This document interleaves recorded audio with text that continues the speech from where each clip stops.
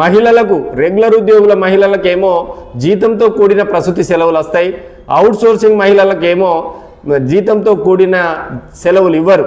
ఒకే మహిళ వ్యత్యాసం ఉండడం ఎంత అన్యాయమో కూడా ఇది అధికారులు గ్రహించాలి, నాయకులు కూడా గ్రహించాలి. మహిళలను అందరినీ ఒకే విధంగా చూడాల్సింది పోయి ఈ మా అవుట్సోర్సింగ్ మహిళలకు మాత్రము ఈ మెటర్నిటీ సెలవులు జీతంతో కూడిన ఇవ్వట్లేదు.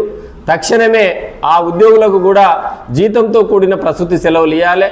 మేము ఏదైతే ప్రభుత్వ ఉద్యోగులకు ఏవేవైతే ఇస్తారో ప్రభుత్వ ఉద్యోగులలాగానే వీళ్ళు అవుట్సోర్సింగ్ ఉద్యోగులు పనిచేస్తున్నారు కాబట్టి వారికి కూడా ప్రతిదీ కల్పించాలని చెప్పేసి మేము ఈ సందర్భంగా మేము తెలియజేస్తా ఉన్నాం. మహిళలకు రెగ్యులర్ ఉద్యోగుల మహిళలకేమో జీతంతో కూడిన ప్రసూతి సెలవులు వస్తాయి. అవుట్సోర్సింగ్ మహిళలకేమో జీతంతో కూడిన సెలవులు ఇవ్వరు. ఒకే మహిళ వ్యత్యాసం ఉండడం ఎంత అన్యాయమో కూడా ఇది అధికారులు గ్రహించాలి, నాయకులు కూడా గ్రహించాలి.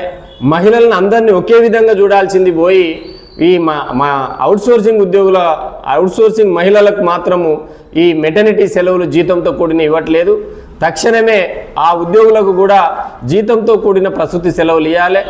మేము ఏదైతే ప్రభుత్వ ఉద్యోగులకు ఏవేవైతే ఇస్తారో ప్రభుత్వ ఉద్యోగులలాగానే వీళ్ళు అవుట్సోర్సింగ్ ఉద్యోగులు పనిచేస్తున్నారు కాబట్టి వారికి కూడా ప్రతిదీ కల్పించాలని చెప్పేసి మేము ఈ సందర్భంగా మేము తెలియజేస్తా ఉన్నాం.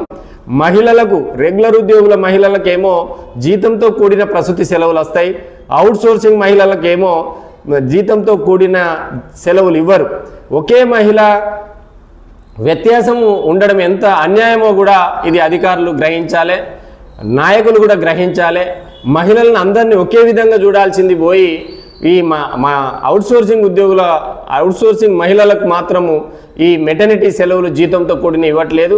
తక్షణమే ఆ ఉద్యోగులకు కూడా జీతంతో కూడిన ప్రసూతి సెలవులు ఇవ్వాలి. మేము ఏదైతే ప్రభుత్వ ఉద్యోగులకు ఏవేవైతే ఇస్తారో ప్రభుత్వ ఉద్యోగులలాగానే వీళ్ళు అవుట్సోర్సింగ్ ఉద్యోగులు పనిచేస్తున్నారు కాబట్టి వారికి కూడా ప్రతిదీ కల్పించాలని చెప్పేసి మేము ఈ సందర్భంగా మేము తెలియజేస్తా ఉన్నాం.